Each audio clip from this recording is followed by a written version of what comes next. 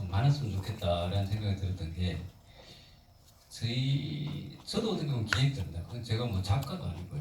이런 작업을 할 때는 그 여러 전문가들이 참여를 해주는 그 중심에 이제 그 엮어주는 사람이거든요. 어떻게 또 이 컨텐츠를 활성화할 수 있을까 이걸 이제 기획하는 사람인데 대구 지역에 참 기획자들 많이 없어요.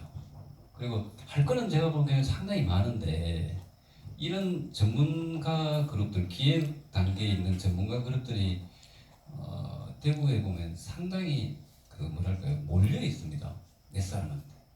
그래서 이것들을 좀 바꿔줘야 되는데 그러다 보니까 어떤 일들이 생기냐면은 이것도 이제 돈이 돌기 때문에 이권이 생기기 시작합니다. 그래서 내가 이걸 했는데 다른 사람이 치고 들어오면 막그 바리케이트를 칩니다. 그래서 막 논란이 되고 있는데 문화기획자들이 지역에 많이 양성이 되고 현장에서 같이 활동을 하고 어떤 전문성을 가지게 되면은 되게 지역의 문화 콘텐츠가 풍성해집니다. 그리고 어차피 이거는 문화기획이라는 거는 단순 이제 기획부터 시작해가지고 이게 어떤 콘텐츠가 생산이 돼야 되는데 시민만이 할 수 있는 건 아니거든요. 내 혼자만 할 수 있는 건 아닙니다. 이게 어떤 뭐 간판 하나 만들려고 해도 돈이 필요합니다. 돈이. 그러다 보면 관의 지원을 받아야 되고 국비를 지원을 받아야 되고 그 루트는 또 여러 가지 있지만은 근데 그 지금 한참 국내 핫 이슈가 도시재생 아닙니까? 도시재생.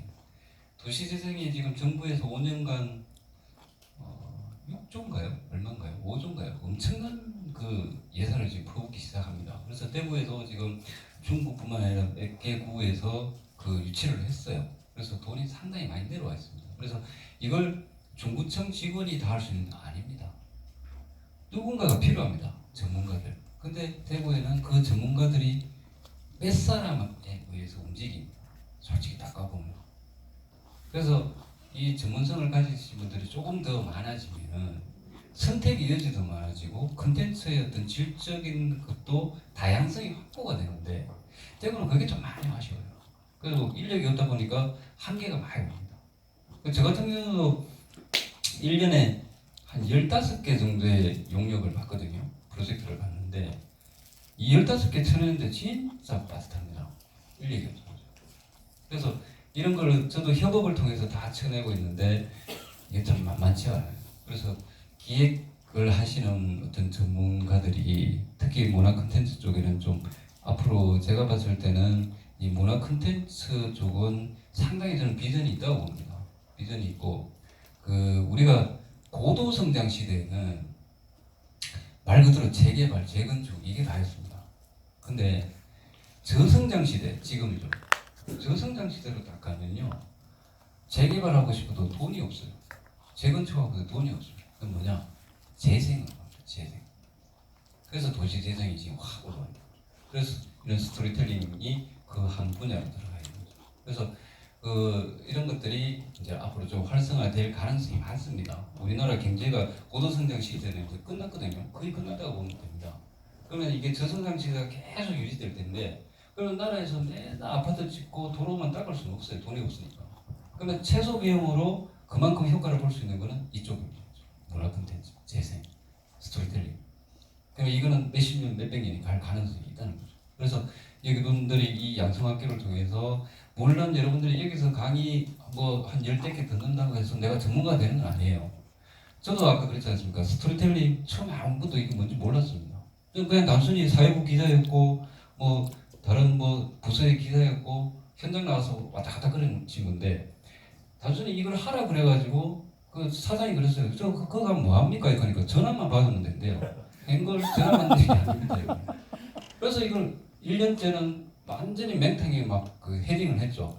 그리고 막 실패도 많이 했습니다. 심지어는 제가 돈 받고 하는 일인데 제가 그 결과물을 갖다 주기 제가 수치스러울 정도로. 근데 그 시행착오를 그딱 했다 말 그대로 독학을 하는 거죠. 저도. 이걸 누가 가르쳐 주는 거는 한계가 있습니다. 이걸 내 걸로 만들어내는 거는 여러분들이 독학을 하고 방법을 찾아내고 하다 보면은 제가 오늘 이제 그런 방법들을 가르쳐 주는 거는 이렇게 하면 좀 쉽게 할 수 있다는 겁니다. 그런 것들을 여러분들 알게 되면은 그렇게 진행을 하시면서 여러분들이 독학을 하게 되면은 전문가가 될 수 있는 거예요. 제가 아까 소개받은 대가라 그랬잖아요. 전 대가가 아니거든요. 저 지금도 대가도 아니지만은 저도 그냥 독학해서 알게 된 거죠.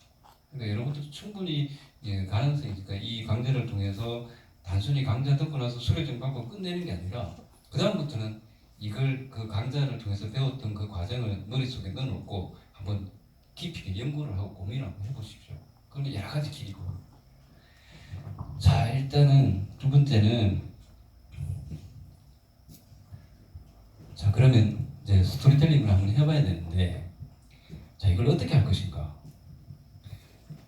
자, 스토리텔링의 핵심 키워드는요, 요겁니다, 요거. 지역성. 일단은 이야기가 우리 거야 됩니다, 우리 거. 그러니까 대구의 어떤 인물을 중심으로 이야기를 하잖아요. 여기 우리 지금 왕건길에 대해서 아주 전문가신 교수님 한 분 계신데 제가 일을 할 때 같이 배웠고 제가 같이 자문도 했던 분인데, 자, 왕건에 대한 이야기를 해요. 그러면은 왕건이 고려를 개국하고 뭐하고 이게 중요한 게 아닙니다. 우리 지역에서 일어났던 전투 이야기. 그러니까 팔봉산에서 견훤하고 처음으로 임금 대 임금으로 싸웠던 첫 전투가 우리가 팔봉산의 동수전투, 공산전투라고 하죠. 자, 그 팔봉산 일대에서 일어났던 우리 지역의 이야기를 그리는 거예요. 자, 왕건에 딴 얘기하면 안 돼요. 안동에 가고 뭐 그 안동에서 그 뭐 어떻게 보면 그때 안동 몽진에 가고 이야기를 해서는 안 되는 거죠. 우리 지역성. 그 다음에 이야기를 끌어갈 수 있는 인물이 중요합니다. 캐릭터. 그 다음에 스토리텔링은 약간 좀 감성적인 거 이런 게 좋습니다. 좀 흥미있고 감동적인 그런 이야기를 좀 찾아요. 그 다음에 관광, 문화 이런 쪽에서는 가장 중요한 게 이겁니다. 개연성, 팩트, 사실이 주로. 어떤 분들은 스토리텔링 하면은 저보고 그런 얘기해요. 그거 뻥튀기 해가지고 좀 부심하게 해주세요. 전 절대 아닙니다. 이 특히 문화 콘텐츠, 관광 콘텐츠 쪽은요, 저기 역사하고 이런 게 관련되어 있기 때문에 저기에 허구가 너무 많이 찍고 픽션이 너무 많이 들어가 버리면은 역사 왜곡이 돼요. 우리가 최근에 개봉했던 나라 말씀이라는 그 영화 아주 참패를 했죠. 그 참패했던 원인이 초창기부터 역사 왜곡 그 논란이 붙었습니다. 우리가 알기로는 세종대왕이 한글을 창제한 걸로 알고 있는데 거기 어떤 선임이 이 사람이 결정적인 기여를 했다고 막 그 영화에서 포장이 돼 있어요. 그러니까 이게 역사 왜곡이다 이러면서 관객들이 외면을 해버려요. 이 관광 콘텐츠, 문화 콘텐츠도요, 이 팩트가 상당히 중요합니다. 그걸 기반으로 해요. 그래서 이 스토리텔링에서는 기획을 할 때 제일 중요한 게 이야기 수집입니다. 가장 첫 단계. 이야기를 무조건 내 걸로 만듭니다. 계속 끌고 가야 됩니다. 저는 저희 회사에서 10년 하면서 지금 데이터베이스가 1년에 15개 정도 하는데 거기에 세부 콘텐츠 하면 이야기 한 10,000개 이상 정도 있습니다. 데이터베이스가. 그 10,000개를 다 축적해놨다 필요할 때 딱 끄집어 쓰는데 이야기 수집을 해요. 그래서 이 수집한 이야기를 지금 현재에 맞게 가치 있는 이야기를 좀 재창조하는 작업 이렇게 되고, 그 다음에 밸류를 측정합니다. 그 많은 이야기도 모든 게 이야기가 되는 건 아니거든요. 그래서 그냥 퉁 해서 차별성 있고 흥미롭고 흡입력 있고 대중성이 있는 소재면 좋습니다. 저는 요거 좋아합니다. 대중성 있는 거. 좀 남들이 다 이야기 들으면 아 저건 내가 아는 건데 이런 정도. 근데 제가 제일 싫어하는 게 이런 겁니다. 그냥 돈을 많이 줘도 안 합니다. 효자, 효부, 열려, 열부 이야기. 이거는요. 참 이게 저도 처음에 이쪽에도 관심을 가졌었는데 물론 좋은 얘기입니다. 좋은 얘기인데 이거는 가면은 태생적 한계가 있습니다. 차별성이 없어요. 전국 팔도 어디를 가도요. 꼭 보면 아버지가 겨울 어느 날 밤에 아프시고요. 그 다음에 꼭 그때 안 나오는 과일을 드시고 싶어하고, 그 다음에 꼭 강은 지금 얼어가지고 고기도 안 나오는데 못 잡는데 고기 드시고 싶어요. 근데 우리같이 불효자들은 그 얘기 들으면 아버지 요새 과일 안 나와요. 강이 얼어서 고기도 못 잡아요. 이럴 건데 효자들은 꼭만 나가요. 나가가지고 안 나면 집 어디 뭐 논이나 이런 뭐 숲을 이런 거 수수 들어보면 거기에 막 과일이 툭 나옵니다. 그리고 강이 꽉 그런데 효자가 탁 하면은 강이 꽉 그러니까 갑자기 툭 깨지면서 그 밑에서 고기 한 마리가 툭 튀어나와요. 그래가지고 그걸 툭 꼬아드리면 아버지가 캐치하십니다. 기성정렬의 어떤 이야기 구성이 배경하고 이름하고 이런 것만 다르지 거의 비슷합니다. 그래서 이야기에 차별성이 좀 없습니다. 그래서 이런 얘기는 저는 좀 별로 안 좋아합니다. 안 좋아해서 차별성이 있어서. 물론 이런 좀 조금 다른 구조를 가진 것들은 있어요. 그런 것들은 활용을 하시면 좋고요. 그래서 그러면은 밸류도 축적은 수집을 해야 되는데 이야기 수집을 그럼 어떻게 할 것인가? 물론 이제 현장하고 이런 데 다 답이 있습니다. 특히 무능의 답이 많습니다. 그래서 요새는 한참 여기 뭐 인터넷이 워낙 좋기 때문에 여러분들이 궁금한 이야기가 있다. 내가 이걸 가지고 해봐야겠다. 일단 인터넷 검색 한번 해보십시오. 해보시면은 쭉 나와요. 근데 맹신은 건물입니다. 그 이야기에 대해서. 그 자료 나오는 것들의 어떤 그 소재들이. 심지어 우리나라는 국가기관에서 론칭 시켜놓은 국가기관의 어떤 데이터베이스도요.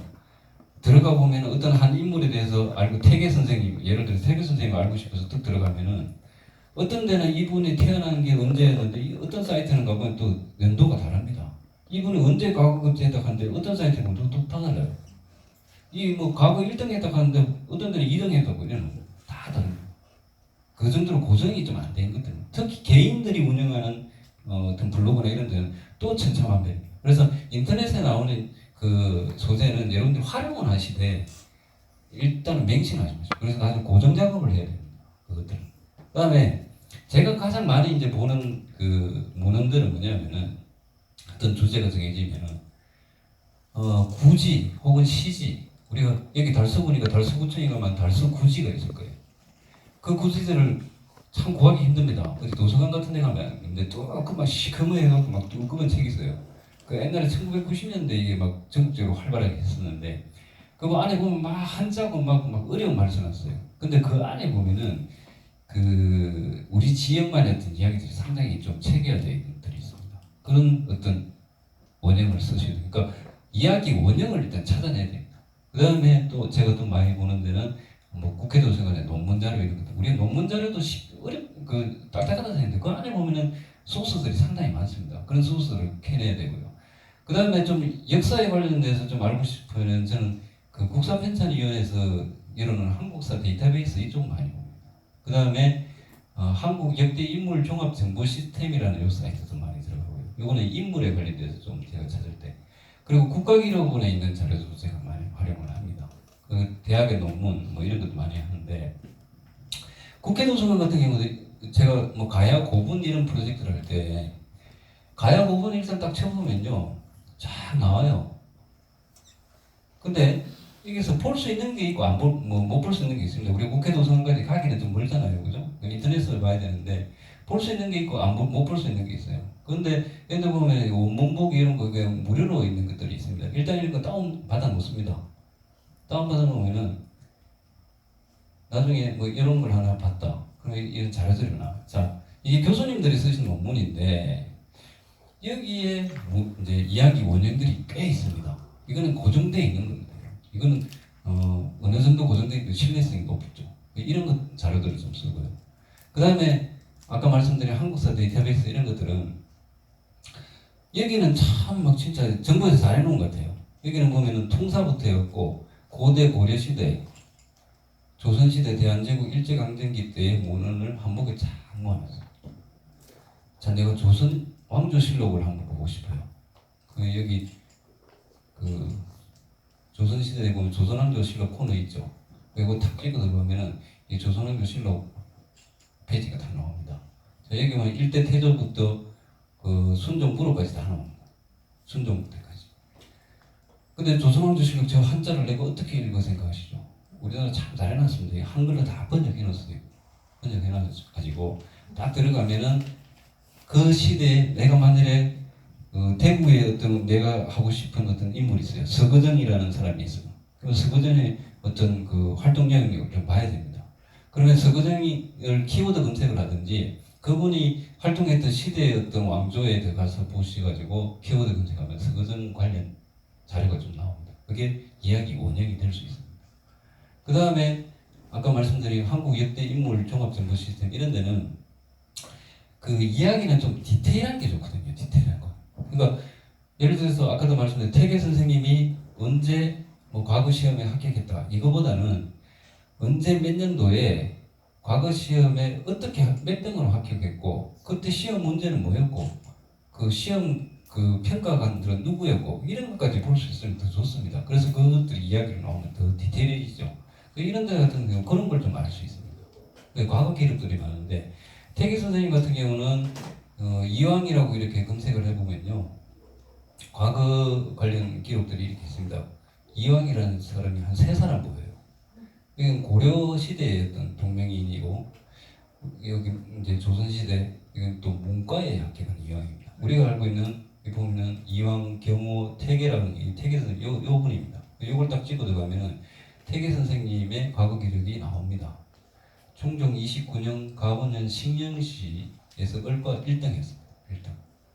자, 총종 29년 식령시에 어떤 시험 문제가 나왔는지도 이쪽 사이트에서 또 확인하시면 나옵니다. 그때 시험 문제가 뭐였는지, 몇 명이 응시를 했는지 이런 것까지 나옵니다. 경쟁률이 몇 매치했는지 이런 거.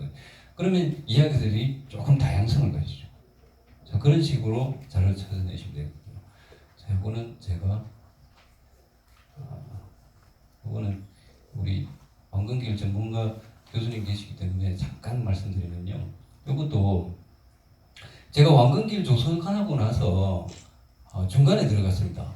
이걸 책을 좀 출판을 해달라. 그래서 우리 교수님한테 가서 자문도 구하고 많이 배웠습니다. 배우고 그다음에 이런 이제 그 당시에 고려사 이런 것도 좀 뒤져봐야 됩니다. 그래서 이제 고려사 같은 경우는 저 같은 경우는 이제 이 왕건길 같은 문헌정서를 고려사를 통해서 했고요. 설화전설 이런 것도 이제 구전으로 내려오는 게 많지 않습니까? 그런 걸 또 접근을 하고 그다음에 현장을 보고 그다음에 이제 교수님하고 같이 작업을 했었는데 이런 것도 아까 한국사 데이터베이스 이쪽 들어가도 되지만 요즘 네이버 쪽에도 그 역사 기록물 코너가 있는데 여기다가도 상당히 또 잘 되어 있습니다. 그래서 여기 들어가 보면은 그 고려사, 성공유사 이런 것들인데 이 고려사 부분에 들어가 보면은 그 고려사의 이제 그 한 부분에 들어가면은 태조 9년부터 뭐 쫙 나옵니다.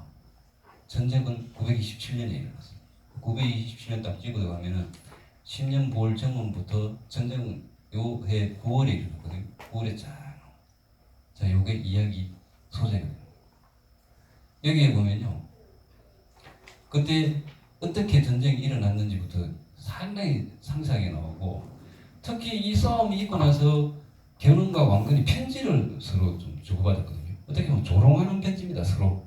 야, 내가 잘났는데 니 죽이려고 했는데 중국 사신이 와고 니 좀 받으려고 해가 내가 니 봐줬대 막 메롱 이런 얘기. 그러면서 또 막 왕건이 열받으니까 또 그런 식으로 편지를 그 편지도 이 참 교로서에서 담겨 있어요. 근데 이 편지 내용을 다 보면은 그때 우리가 심승경 장군뿐만 아니라 김낙 장군이라는 분도 있습니다. 아주 어떻게 보면 김낙 장군이 제가 보기엔 심승경 장군만큼 유명했던 전사였는데 이분이 어디서 죽었는지까지 나옵니다. 여기서 보면 위치가. 자, 이런 것들이 어떻게 보면은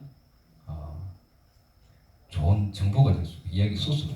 자, 이런 것들을 우리가 현장에 왕건길이 조성되고 이야기가 덧입혀지고 책으로 출판되고 전달이 되고 이렇게 되면은 그 이야기의 어떤 컨텐츠들이 풍성해지는 거죠. 자, 이렇게 이야기를 수집하시면 되고요. 그 다음에 근대 쪽으로 넘어오면은 저는 국가기록원 자료를 좀 많이 봅니다.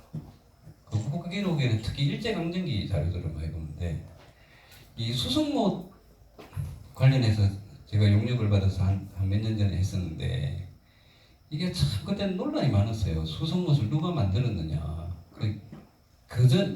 기존의 어떤 정서는 뭐였냐면은 일본인이 이 수성못을 만들어갖고 막 했다 뭐 이런 얘기. 그래서 이게 논란이 많습니다. 이게 수탈의 기지였고 어떻게 보면 수성못이 뭐 했는데 여튼 이게 언제 조성됐고 누가 어떤 사람들이 참여했고 이런 것들이 일단 고정은 안 됐고 막 돌아다니는 얘기들이 있어요. 이걸 좀 해달라 그래서 제가 이제 언제 조성됐고 어떤 과정을 거쳤고 그 어떤 이야기들이 있는지를 쭉 조사하는데 여기는 국가기록원에 1920년대의 어떤 이기 때문에 그 기록들이에요. 그래서 일단은 기록원 사이트에 들어가서 물론 부산에 있는 국가기록원 가도 됩니다. 가서 하면 좀 수고스러우니까 일단 인터넷에 접근하는 겁니다. 접근해가지고 키워드 검색을 해보는 거예요. 근데 수성모 치면 안 나옵니다. 왜? 수성모에서 말은 이 키워드에 포함이 안 돼 있기 때문에. 그래서 일단은 수성못에 대한 공부를 좀 먼저 해봅니다. 해보면은 이런 키워드를 잡을 수 있어요. 옛날에는 그때는 대구 부였거든요. 지금 대구 시지만. 그다음에 수성 수리조합이라는 키워드. 그러니까 옛날에는 저는 저수지 큰 걸 하나 만들려면 일제강점기 때 이 조합을 설립을 해야 돼요. 그러니까 우리가 지금 재개발을 해도 재건축에도 지역주택조합 설립하듯이 이때도 수리조합을 만들어서 그 지주들의 동의를 받아야 되는 뭐 그런 게 있습니다. 그걸 일단 제가 먼저 머릿속에 담고 그걸 가지고 검색을 한번 해봤어요. 그러니까 그 총 2건의 그 서류가 발견됩니다. 경상북도 대구부 수성수리조합 설치 인가 서류라는 거 하나고, 그 다음에 대구부 수성수리조합 개량공사 계획서. 딱 보니까 여기에 관심이 좀 가요. 그래서 이거 탁 누르니까 못 보게 돼 있습니다. 그 현장 가야 되나요? 보던 뭐 가서 가야 되는데. 그렇다고 뭐 부산까지 가기엔 그 시기하고. 그래서 요즘 참 세월 좋습니다. 이런 거는 정보 공개 하시면 돼요. 정보 공개 포털이라고 있어요. 따뜻한 오픈 지어준 계열. 여기 딱 들어가가지고 내가 필요한 청구 기간, 여기 국가기록원이죠. 청구 내용. 그러니까 아까 그 목록 나왔지 않습니까? 거기 보면 뭐 문서 번호 뭐 이런 거 있거든요. 그다음 제목 이런 거 이제 알아서 쭉 쳐넣습니다. 쳐넣고 제 회사 주소 딱 적고 뭐 제 연락처 해놓으면은 그래갖고 청구를 딱 해요. 그러면 접수가 딱 됩니다. 한 일주일쯤 있으면요 전화가 옵니다. 국가기록원에서. 그냥 뭐 제가 뭐 기자라고 얘기도 안 했고요. 그냥 일반 시민으로서 그냥 보냈어요. 그때는 지금 뭐 접수가 돼서 지금 처리 중인데 자기들도 이제 원본이 있으니까 이걸 복사를 하고 이제 그리고 우편으로 보내주거든요. 그럼 수수료를 내라 그럽니다. 그럼 한 10,000원인가 정도 이렇게 보내줘요. 그러면은 옵니다. 한 일주일 정도 지나면 여기 와요. 아까 제가 말씀 수성수리조합 설치 인가 이게 한 이 정도 두께가 한 꽤 두껍더라고요. 제가 받아보니까. 근데 말 그대로 옛날에 관공서 서류입니다. 서류. 수성 이제 못을 만들 때 어떤 허가를 받은 서류. 근데 한자를 제가 모르지 않습니까, 그죠? 그러면 이럴 때는 한자 전문가 찾아가야 돼요. 제가 기획자입니까? 찾아가고 아니면 제일 처음에 그랬습니다. 저기 제가 할 때는 수성못을 만든 사람이 일본이 있는데 그 사람 이름이 수기 임태랑이라는 거는 제가 머릿속에 있었어요. 그래서 수기 임태랑이라는 글자는 무조건 페이지 넘겨서 찾아봤어요. 있으니까 쫙쫙 나와요. 그 다음에 이 사람 말고 딴 사람 없을까? 또 처음에 그것도 막 사람들 나옵니다. 그래서 여기서 보니까 이 여러 가지 이야기들을 이제 딱 살펴서 딱 조합을 해보니까 수성못이 원래 이게 여기 아니고 지금 수성들 이게 1970, 80년 이때 개발됐죠. 수성구가 그죠? 80년. 저도 지금 수성구 황금동에 살거든요. 제가 주택에 살고 싶어가지고 아파트 빌라 살다가 주택으로 이사를 갔는데 저도 그 집 구조를 잘 몰랐어요. 근데 이번에 수도 누수가 생겨가지고 공사하시는 분이 와가지고 집 구석구석 한번 보는데 황금동도 옛날에 이렇게 덜 아닙니까 덜. 옛날에 여기 개발한 이 논밭에 집을 지었던 거죠. 그러다 보니까 논밭은 습하지 않습니까, 그죠? 그러니까 옛날 집들을 보니까 저도 보니까 90년대 지은 집인데 살짝 띄어놨습니다. 그 바람구멍을 만들어놨더라고요. 이러면서 그 기술사 보니 정말 옛날에 집을 다 이렇게 지었던 거예요. 여튼 여기가 말 그대로 지금 엄청나게 개발되어서 지금 수성구가 됐죠. 근데 이 수성들이 있을 때는 이 물을 녹으면서 어디서 끌어왔냐면 신천의 물을 댔거든요. 근데 이 이야기는 이제 제가 문헌조서에서 나왔던 이야기입니다. 아까 뭐 그런 기록 문서부터 시작해서 구전을 내려온 이야기들, 다른 시지나 뭐 이런 데 있는 이야기를 다 종합하면 이렇게 나와요. 신천의 물을 여기서 농업 용수를 했는데 물이 풍부했어요. 근데 1923년에 대구에서 상수도 확장 공사를 합니다. 이때쯤 대구 인구가 좀 불어나면서 물 부족 현상이 나타나요. 상수도가. 그래서 상수도 확장 공사를 하면서 신천의 물을 끌어다 씁니다. 그러다 보니까 수성들에 넣어줄 공급할 물이 부족해져요. 그러니까 이 농민들이 이제 큰일 났습니다. 농사질 물이 없어요. 그러다 보니까 이걸 어떡하나 이렇게 하고 있는데 그 중에 이 양반이 등장합니다. 일본인 미사키 린다로 수성 못을 축제하는데 좀 기여를 했던, 기여라기보다는 자기 어떤 개인적인 목적도 있었죠. 여튼 이 사람이 일본 사람이었는데 이 양반이 일본 기후위원 출신입니다. 여튼 이 사람이 일본에서 여러 가지 활동하다가 정치를 좀 하다가 선거다가 떨어졌어요. 그래서 이제 대구 개척민으로 그때 그러니까 일제강점기 때 이제 개척민들이 많이 들어왔거든요. 이제 나라 점령하러 들어온 거죠. 이게 수탈을 하고 들어왔는데 이 양반이 그러니까 이 행정을 좀 아니까 저수지를 만들자 그러면 그래갖고 그 물 담아놨다가 이 양반도 농사를 짓고 있었거든요. 그래갖고 물에 공급하면 안 되는 게 아니냐. 그래서 그 저수지만 만들려고 하면 이제 수리조합이 필요합니다. 그래서 이름을 수성수리조합이라고 해놓고 그리고 나서 조합을 설립하는데 이 창립 발기인이 필요해요. 그래서 문서를 또 보니까 창립자는 일단 정재학이라는 사람이 나옵니다. 이 정재학이라는 사람이 우리 대구의 3대 부호 중에 하나였고 대구은행 설립자입니다. 지금 대구은행 말고 그때 일제강점기 때 민족은행을 명분으로 해서 만들었던 은행이 하나 있었는데 대구은행이라는 게 있었어요. 은행가 집안인데 이 양반이 일단 창립자로 들어오고 그 다음에 이제 창립 발기인들로 진이채라는 사람, 이 양반은 친일파입니다. 중추원 참의까지 했던 사람이고 그 다음에 서상춘 우리 달성서씨 진골목에 그죠? 그쪽 가문. 그 다음에 수기 임태랑이라고 있어요. 이제 일본의 그 사람. 그 다음에 강석회, 이게 또 대구 부자. 어째 여러 주도층들이죠. 자, 이 사람들이 창립 발기를 합니다. 그러고 나서 창립 발기인 대표는 이제 미사키 린다로 수기 임태랑이 합니다. 이렇게 나오죠. 창립 발기인. 이 문서에는 이 수기 임태랑이 살고 있는 집 주소까지 나옵니다. 아주 디테일하게. 혹시 저 사람 보니까 황금동에 살았더라고요. 혹시 내가 사는 황금동 그 집에 살았던가 아닌가 이래 생각하고 번지수 확인하니까 다르던데 여튼 그런 아주 디테일한 소재까지 나와요. 그 다음에 지주들이 동의한 동의서까지 나옵니다. 그 문서 뒤져보니까. 근데 희한하게 어떤 교수님이 저한테 가는데 이거 참 희한하다 이렇게 하는 거예요. 왜요? 보니까 1920년 초중반에 벌써 우리 대구에 많은 논밭 토지들이 수탈을 당했는데 이상하게 이 동네는 보니까 아직도 보면 전부 다 한국 사람들이에요. 조선 사람들. 이 지수로 되어 있습니다. 이걸 참 연구가 된데 이렇게 하더라고요. 그거는 교수님 알아서 연구하시고 저는 이대로 가겠습니다. 근데 여튼 아주 구체적인 거. 근데 여기도 보니까 독특한 이름이 하나 또 보입니다. 이이루. 들어보셨어요?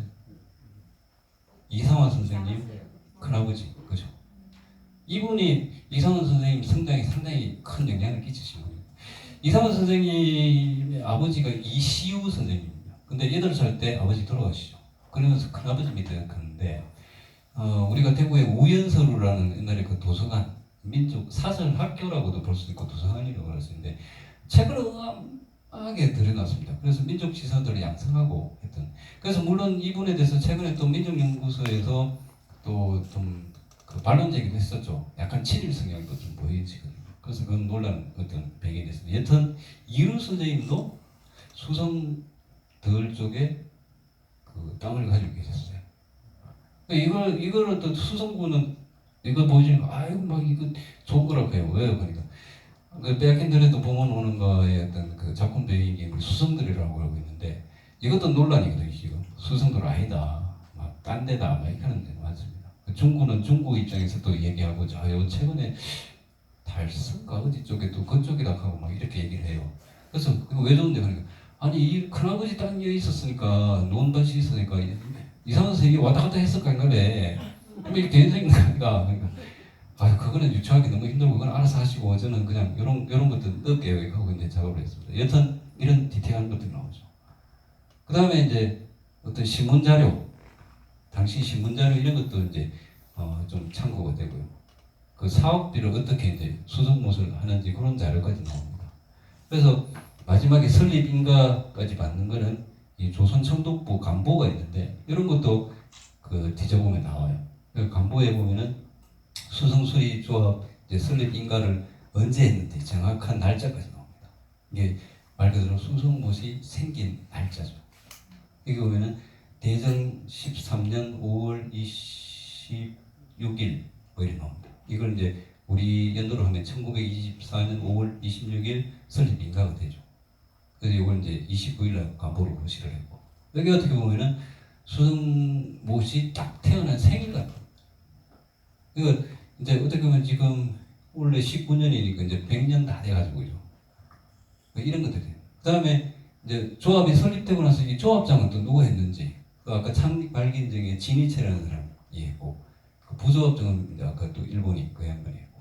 그 다음에 이제 이 수리 조합의 어떤 물이 수성못의 물이 어디까지 이제 쭉 들어가는지 그것까지 자료까지 나옵니다. 이게 한 370 정도, 그러니까 평으로 치면 110만 평 정도의 물을 공급하고 그 지역들이 수성면, 상동, 도성동, 중동, 하동, 지금 수성구 쪽이죠.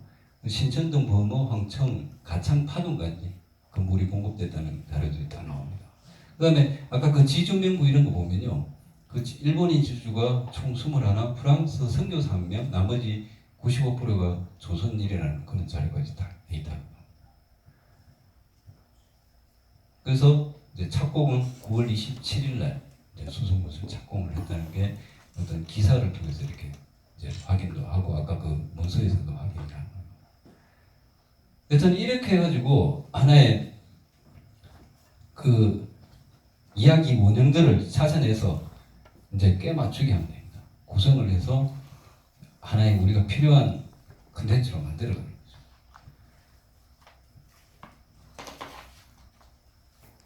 그 다음에 이런 자료도 어떨 때는 좀 필요합니다. 항공사진. 지금의 구글이나 뭐 이런 거 보면 지금 현재 우리 항공사진 볼 수 있죠. 과거의 항공사진 이런 것도 참 좋은 자료가 됩니다. 좋은 자료가 되는데 제가 이제 수성모 끝내고 범어천 작업을 했거든요. 그래서 범어천 이거 다 복개해 놨다가 지금 일부 구간 살려갖고 산책로 만들고 어떤 컨텐츠화 하고 있잖아요. 하고 있는데 이 범어천이 옛날에 이랬답니다. 제가 이 시절에 대구에 안 살아서 모르겠는데 아마 대구 사신 분들 기억하실 거예요. 이런 되는데 이걸 여러 가지 이제 이야기를 끌어모을 때 좀 저 범어천 물길이 궁금한 거예요. 저 진박굴 쪽에서 내려와서 쭉 내려와서 이제 그 신천 쪽으로 해서 그 이쪽 이제 신천에 합류를 하는데 그 물길이 꽤 깁니다. 근데 다 복개를 해놔서 이게 지금 안 보여요. 그래서 이게 처음에 어떻게 생겼는지 그것도 하나의 이야기가 되는데 그런 거는 어떻게 하냐. 항공사진 옛날 과목입니다. 국토정보지리원에 국토정보 플랫폼이라고 있는데 여기 딱 찍어 들어가면요. 항공사진 보는 거예요. 이걸 딱 찍으면은 대구, 자, 제가 대구광역시 필요한 수성구입니다. 딱 체크를 해보면은 수성구 지역이 딱 나옵니다. 여기서 연도를 딱 냈어요. 옛날 거 45년부터 2016년까지 쫙 보니까 이게 다 지도입니다. 이거. 하나하나 띄기면 이제 그 항공사진 나오는데 너무 많아요. 그래서 일단 범위를 좀 축소를 해봤습니다. 45년부터 한 70년 그 범어천 관련되는 연도에 하니까 몇 가지가 다 나옵니다. 그래서 일부가 이제 딱 저게 딱 여기 딱 이렇게 보니까 이러하는 게 나옵니다. 이걸 딱 보고 다운받으면 돼요. 다운받으면 이렇게 나옵니다. 큰 사진. 이 보니까 진박골 쪽에 쭉 내려오는데 물길이 이렇게 이제 큰 물길이 이렇게 옵니다. 이렇게 지금 보이실지 모르겠는데 이렇게 여기 이거 뭔가 아시겠어요? 수성못. 네, 수성못. 이 범어천 물길이 이렇게 수성못에서 어떻게 했느냐? 이 범어천 물길 쪽으로 물을 공급해서요. 그럼 여기 이제 우리가 동맥 흐르듯이 쭉 흘러가면서 이제 옆으로 지류를 통해서 이제 논밭에 이제 물을 쫙 공급해서. 그 물길이 보면은 이제 중앙지리고 이렇게 나옵니다. 제가 막 구불구불구불구불구불. 근데 요게 아마 여기 수성 범어천이 요렇게 신천으로 빠지는데 중간에 한 번 바뀌어요. 동대로로 이거 건설하고 나서 70년대가 건설하고 나서 이게 일직선으로 쫙 범어선이 또 만들어집니다.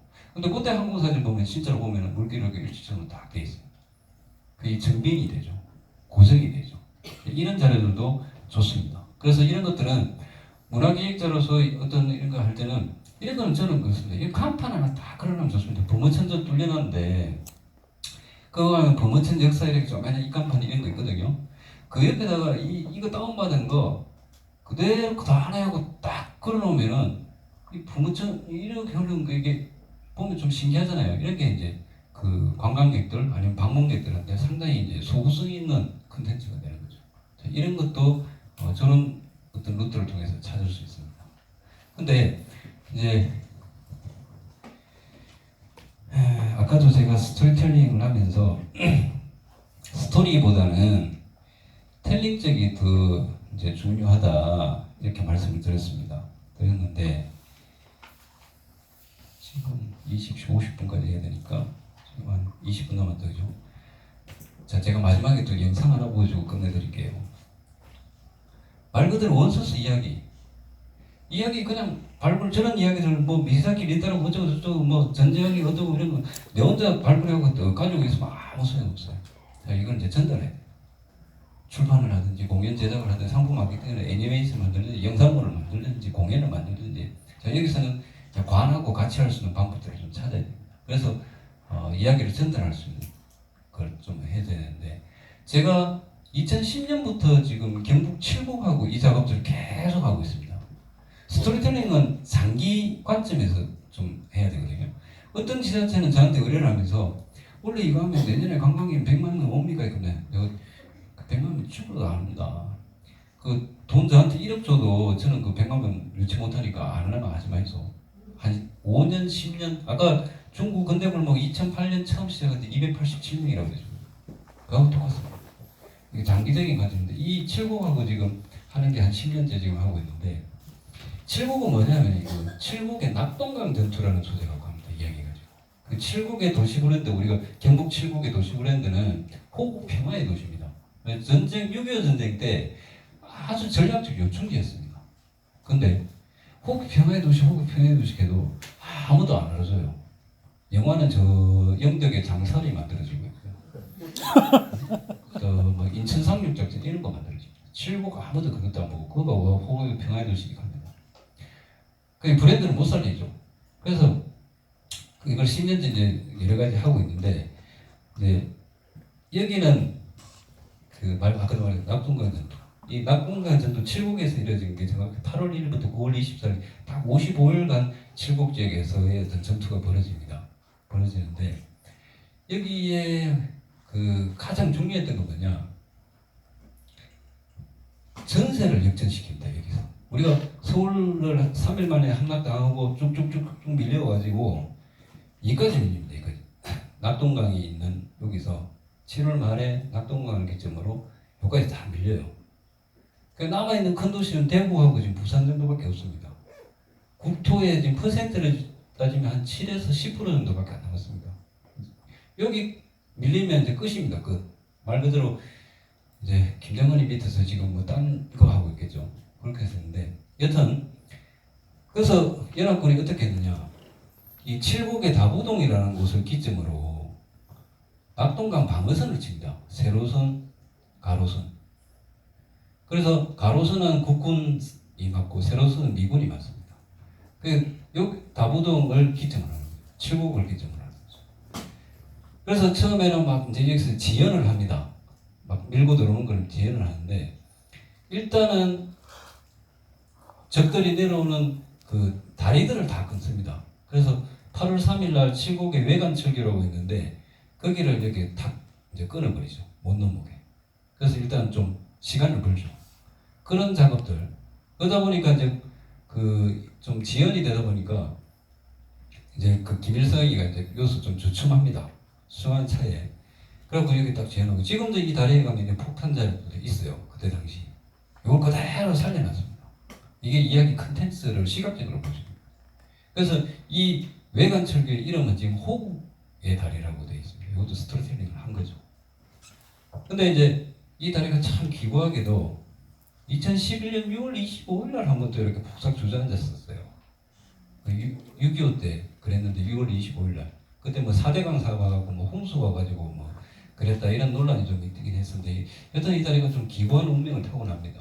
근데 지연을 하니까 김일성이가 원래는 8월 15일 날 부산에서 이제 다 점령하고 통일 기념식을 열려고 했다가 낙동강 쪽에서 밀리니까 낙동강 방어선 쪽을 밀리니까 네, 8월 15일 대구 점령의 날로 딱 봤습니다. 그래서 총공세를 하죠. 그런데 칠곡의 어떤 그 낙동강을 기점으로 막아냅니다. 여러 가지 뭐 폭격도 하고 뭐 전차부대 싸움도 하고 막 이렇게 해가지고 막아내는데 이게 55일 동안 전쟁 스토리가 쫙 있어요. 근데 재미가 없습니다. 아까 제가 말씀드린 좀 흥미롭고 차별성 있고 해야 되는데 단순히 전세를 역전했다는 그 전쟁사의 의미 그 정도밖에 못 찾아요. 그래서 좀 대중성 있고 감동적인 스토리를 더 찾아내야 됩니다. 그래서 어느 날 우연히 보니까 전쟁이 끝나고 50년 후였던 건데 2000년 4월 7일 날 칠곡과 낙동강 전투가 벌어졌던 칠곡 369 고지라고 있습니다. 369m 산이죠. 거기서 유해 발견을 합니다. 국권에서. 이게 우리나라 첫 유해 발굴 현장입니다. 근데 유해를 발굴했는데 그 유해 항구 여러 거 중에 항구가 좀 눈에 띄어요. 이 유해가 뭐냐니까 그 유품을 보니까 뭐 이런 게 나옵니다. 만년필도 있고 빛도 있고 삼각대도 있고 오라기도 있고. 근데 희한하게 삼각대에 최성갑이라고 이름이 적혀 있어요. 그래서 유해 발굴단에서 이런 거 나오면 바로 국군이 이제 확인해 보거든요. 국군입니다. 근데 그러면서 유적을 찾아보니까 한 분 계세요. 서울 전릉에 사는데 아내, 당시 75세 할머니, 남편이 죽었는지 살았는지도 모르고 아직도 기다리고 있는 할머니가 있어요. 그래서 위에 발코니에서 찾아갑니다. 찾아갖고 당시 남편인 것 같다 확인하러 가서 장례를 치르자 하니까 할머니가 내려옵니다. 연세가 많으니까 국군 등에 옆에 그래 산으로 오르시고 그날 장례를 치르는데 이 이야기를 제가 어디 문헌에서 본 것도 아니고요. 특집 방송에서 봤습니다. 방송에서. 그러니까 6.25 몇 주년 이런 거 나오면은 뭐 KBS나 MBC 이런 데 보면은 뭐 하죠, 그죠? 그 중에 한 2시간짜리쯤 되는데 이게 한 10분 정도 있어요. 그게 보니까 7곡에 저 괜찮다 싶고 그 데이터베이스에 넣어놨거든요. 넣어놨고. 그리고 당시에 또 강재규 감독이 시리 영화를 공인시키고 나서 차기작을 준비했는데 SF 영화를 준비하고 있었어요. 근데 이 양반도 저처럼 우연히 조 감독이 들고 왔던 특집방송 테이프를 우연히 보게 됩니다. 녹화되어 있는 거. 그러면서 자기 그것을 띵 받아요. 그러면서 그 어떤 전쟁 영화보다 더 큰 울림을 받았다. 내가 언젠가 한번 전쟁을 다룬 영화를 만들고 싶었는데 가닥이 안 잡히더라. 근데 예기치 않은 곳에서 실마리가 걸렸다. 그래서 SF 시나리오 싹 덮어버리고 180도 수정. 그렇게 나온 영화가 태극기 날. 자, 여기에는 이야기가 3개가 있습니다. 일단 55일 동안 벌어졌던 칠곡의 전투 이야기. 여기에 참전해서 유족이 되고 미망이 된 할머니 이야기. 그리고 이걸 가지고 아주 한국 영화의 업적을 그린 영화를 만든 강재규 감독 이야기 3가지. 자, 이 이야기들을 다시 구성을 합니다. 자, 기획자로서 구성을 해서 제일 처음에는 그러니까 말 그대로 아까도 삼각자에 나왔던 최성갑이라는 그 삼각자가 영화에서는 이렇게 우리가 만년필 있죠. 이진석이라고 이름 적힌 만년필. 그걸로 발색이 됐던 거고 그 50년을 남편을 기다렸던 할머니의 사연이 그 형을 기다렸던 늙은 동생의 이야기가 됐던 건데 여튼 요 이야기들을 작업을 합니다. DB 작업, 출판 작업, 그다음에 출판도 막 그러면서 참 그 요 골자를 또 백그라운드 해줄 수 있는 그때 당시 정황을 알아야 되거든요. 그래서 참전 용사들을 엄청나게 찾아다녔습니다. 찾아다녀가지고 전부 다 녹취록 따고 다 따놨어요. 따놓고 현장에 깔기 시작합니다. 현장에 깔기. 그 다음에 영상을 제작했습니다. 사람들 보면 보게. 그래서 재미없게 만들지 않고 조금 감동을 있게 만들었습니다. 그 영상을 지금 잠깐 다는 못 보여드리고 잠깐 보고 얘기를 넘어가도록 하겠습니다.